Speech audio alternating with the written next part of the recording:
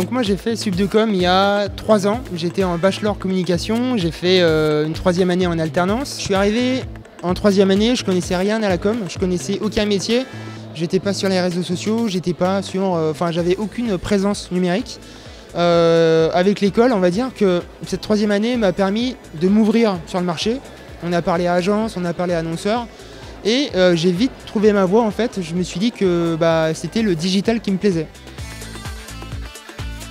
Donc j'ai fait ma 3e année. Pendant cette année, j'ai créé un premier blog qui s'appelait creativeads.wordpress.com, un truc gratuit. Dans la foulée, donc je voulais quelque chose un peu plus pro. J'ai créé Piwi.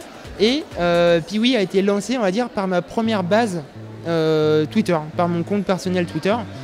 Et donc très rapidement, Piwi a grossi. Piwi, c'est très simple, c'est un site internet, c'est un blog qui s'est transformé en média. On parle et on relaye tout un tas d'actualités au quotidien. Donc ça peut être des articles sur le marketing, sur la créativité, sur le digital, sur l'innovation. L'idée, c'est apporter une dose d'informations inspirantes, créatives et amusantes. 2 mois après le lancement de Piwi, j'ai eu une opportunité, c'est intégrer une agence pour créer le pôle social média.